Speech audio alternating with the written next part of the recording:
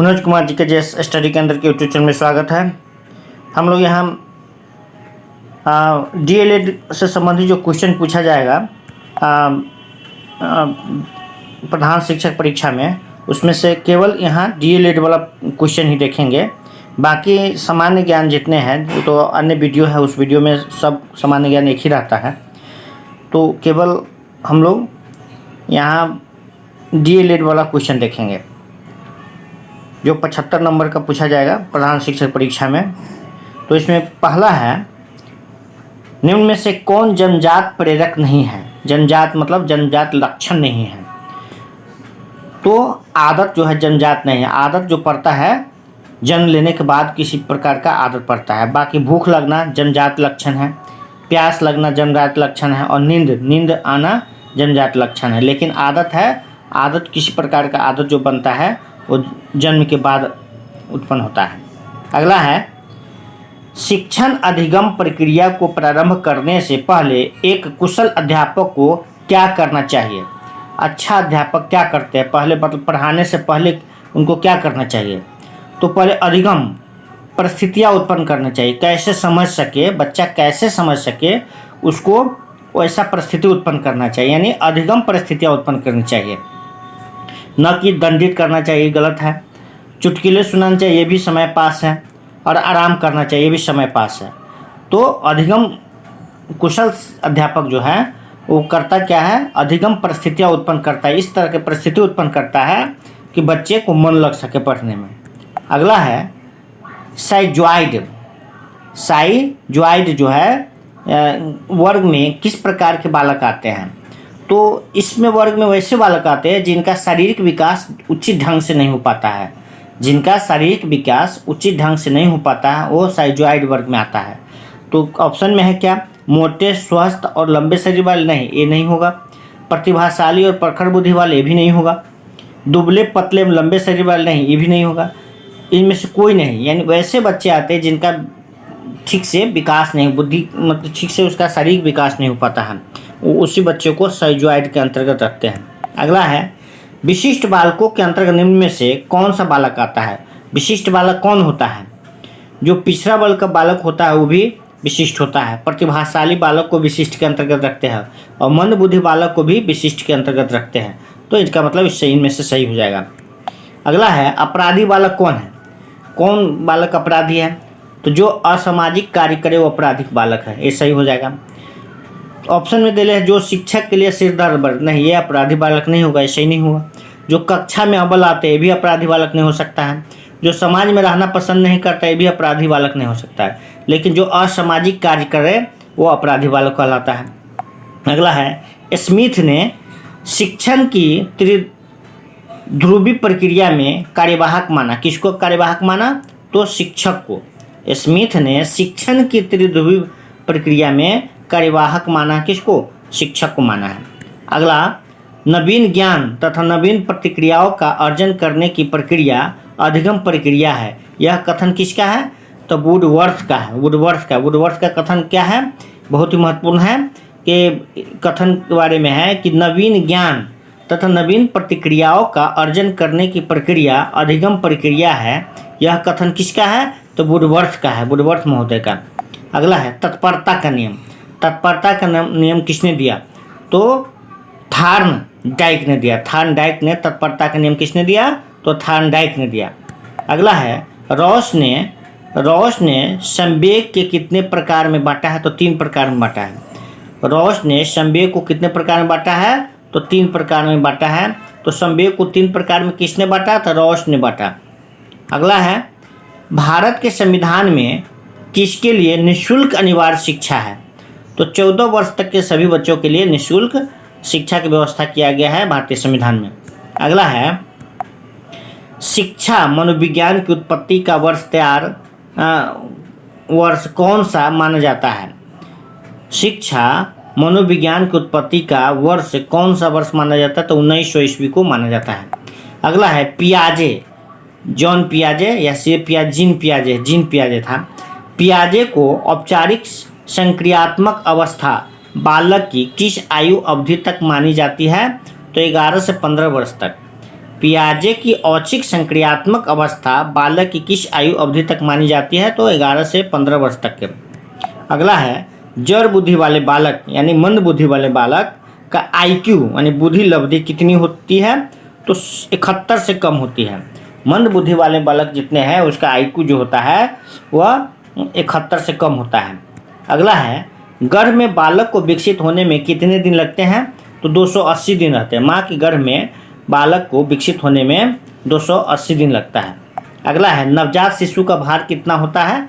तो 7 पाउंड होता है।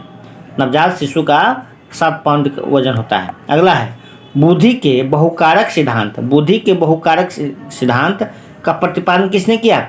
तो थार्नडाइक ने किया। थार्नडाइक ने बुद्धि के बहुकारक सिद्धांत बहुत ही महत्वपूर्ण है। बुद्धि के बहुकारक सिद्धांत को प्रतिपादन किसने किया? तो थार्नडाइक ने किया। अगला है NCT का पूर्ण रूप क्या होता है? NCT का पूर्ण रूप होता है national council of teacher education. National council of teacher education होता है NCT का। अगला है भारतीय संविधान के अनुच्छेद 41 व 46 है किसके कल्याण से संबंधित है? तो आर्थिक रूप से पिछड़े व्यक्ति से संबंधित है। अगला है उपनयन संस्कार किस शिक्षा काल में किया जाता है? तो वैदिक काल में किया जाता है। अगला है यदि छात्र अधिकांश कार्य स्वयं के हाथ से करेगा तो छात्रों में आत्मनिर्भरता पैदा होती है। आत्मनिर्भरता पैदा। हाँ। अगला है निम्नलिखित में से जन्मजात अभिप्रेरक कौन है? तो जन्मजात अभिप्रेरक निंद्रा। नींद लेना जन्मजात अभिप्रेरक है। बाकी खेलना बाद में सीखता है, क्रोध करना बाद में सीखता है और प्रशंसा करना बाद में सीखता है, लेकिन निंद्रा जो है जन्मजात अभिप्रेरक है। अगला क्वेश्चन है बुद्धि लब्धि मापन के जन्मदाता कौन है? बुद्धि लब्धि मापन बुद्धि IQ मतलब IQ का मापन का जन्मदाता कौन है? तो टर्मैन है। टर्मैन ने बुद्धि लब्धि मापन के जन्मदाता है। अगला है अक्षर। हिंदी अक्षरों को बालक किस उम्र में पहचानने लगते हैं? तो 4 वर्ष की आयु में हिंदी अक्षर को बालक पहचानने लगता है। अगला है आधुनिक मनोविज्ञान का अर्थ क्या है? आधुनिक मनोविज्ञान का अर्थ होता है व्यवहार का अध्ययन। आधुनिक मनोविज्ञान का अर्थ है व्यवहार का अध्ययन। अगला है मनोविज्ञान शिक्षा का आधारभूत विज्ञान है, यह किसने कहा? तो स्किनर महोदय ने कहा था। मनोविज्ञान शिक्षा का आधारभूत विज्ञान है, यह किसने कहा? तो स्किनर महोदय ने कहा था। अगला है एलेक्सिया क्या है? तो एलेक्सिया सीखने की अक्षमता। सीखने की अक्षमता को एलेक्सिया कहा जाता है। अगला है प्रमापीकृत परीक्षण क्यों कराए जाते हैं? प्रमापीकृत परीक्षण क्यों कराए जाते हैं? तो प्रतिभाशाली बालकों की पहचान के लिए। प्रतिभाशाली बालकों की पहचान के लिए प्रमापीकृत परीक्षण कराए जाते हैं। अगला है आंशिक पुनर्वलन क्या है? आंशिक पुनर्वलन में जो होता है सतत पुनर्वलन की अपेक्षा अधिक प्रभावशाली होता है। यानी आंशिक पुनर्वलन जो है सतत पुनर्वलन की अपेक्षा अधिक प्रभावशाली होता है। मतलब ज़्यादा प्रभावशाली कौन होता है? आंशिक पुनर्वलन। किसके तुलना में? सतत पुनर्वलन के तुलना में आंशिक पुनर्वलन ज़्यादा प्रभावी होता है। अगला है वाइगोत्स्की के सिद्धांत का निहितार्थ अर्थ क्या है? वाइगोत्स्की के सिद्धांत में उसमें क्या छिपा हुआ है? तो उसमें कहा गया है सहयोगात्मक समस्या समाधान। उसका अर्थ है मतलब उसमें कहा गया है सहयोगात्मक समस्या समाधान, किसी भी समस्या का समाधान सहयोग के द्वारा करना। अगला सीखने के लिए आकलन निम्नलिखित का ध्यान रखता है सिवाय विद्यार्थियों की त्रुटि। यानी सीखने के लिए आकलन निम्नलिखित का ध्यान रखता है सिवाय इसको छोड़कर, विद्यार्थियों की त्रुटि को छोड़कर बाकी विद्यार्थियों के अधिगम शैली पर ध्यान रखा जाता है, विद्यार्थियों की क्षमताएं पर ध्यान रखा जाता है और विद्यार्थियों की आवश्यकताओं पर ध्यान रखा जाता है। अगला है सफल समावेशन को निम्नलिखित की आवश्यकता होती है। मतलब सफल समावेशन के लिए किसकी आवश्यकता होती है? सिवाय किसको छोड़ करके? तो पृथक्करण को छोड़ करके बाकी जरूरत किसको? अभिभावकों की भागीदारी की जरूरत होती है, क्षमता संवर्धन की जरूरत होती है, संवेदनशील बनाना इसका जरूरत होता है, लेकिन पृथक्करण की जरूरत नहीं पड़ती है। मतलब वही सिवाय आंसर हो जाएगा, ये डी हो जाएगा। सिवाय कहा जा रहा है कि सफल समावेशन के लिए कि निम्नलिखित की आवश्यकता होती है सिवाय मतलब किसको छोड़कर? तो पृथक्करण के छोड़ करके जरूरत होता है, इस तीनों का जरूरत होता है। अगला है प्रतिभाशाली विद्यार्थी अपने निर्णयों में आत्मनिर्भर होते हैं। जितने भी प्रतिभाशाली विद्यार्थी होते हैं अपने निर्णय में आत्मनिर्भर होते हैं, अपना निर्णय खुद लेता है। अगला है, विद्यार्थियों के पोर्टफोलियो के लिए सामग्री का चयन करते समय विद्यार्थी का समावेशन जरूर होना चाहिए। विद्यार्थी का समावेशन जरूर होना चाहिए, ये वाला ऑप्शन है। अगला है, नर्सरी कक्षा में शुरुआत करने के लिए कौन सी विषय वस्तु सबसे अच्छी है? तो मेरा परिवार विषय वस्तु, माने परिवार से सीखना सबसे अच्छी विषय वस्तु है। अगला है, वे शिक्षार्थी जो समृद्ध ज्ञान और शैक्षणिक दक्षता की हार्दिक इच्छा प्रदर्शित करते हैं और उनके पास होता है, क्या होता है? निष्पादन उपागम अभिविन्यास होता है। अगला है, 16 वर्षीय बच्चा बुद्धि लब्धि परीक्षण में 75 अंक प्राप्त करता है। IQ मतलब 75 है, 16 वर्ष के बच्चा का IQ जो है 75 है। उसकी मानसिक आयु 12 वर्ष होनी चाहिए। उसकी जब 75 IQ वाले बच्चे का मानसिक कितना होना चाहिए? 12 वर्ष होना चाहिए। लेकिन 16 वर्ष का बच्चा है और 75 प्रदर्शित IQ 75 प्रदर्शित कर रहा है, इसका मतलब उसका उम्र से कम उसका IQ है, मतलब 12 वर्ष वाला IQ उसका प्रदर्शित कर रहा हो। अगला है, राष्ट्रीय पाठ्यचर्या की रूपरेखा यानी NCF 2005 के अनुसार शिक्षक की भूमिका कैसी होनी चाहिए? तो सुविधादाता की तरह होनी चाहिए। अगला है, प्राथमिक कक्षाओं के भाषा शिक्षक होने के नाते आपकी सर्वाधिक महत्वपूर्ण भूमिका होती है बच्चों की भाषाई क्षमता के विकास के लिए तरह तरह के अवसर जुटाना। इस तरह के अवसर जुटाना जिससे बच्चों को भाषा का विकास हो सके। प्राथमिक कक्षा में भाषा शिक्षक होने के नाते आपकी सर्वाधिक महत्वपूर्ण भूमिका क्या होना चाहिए? तब बच्चों के भाषाई क्षमता के विकास के लिए तरह तरह के अवसर जुटाना।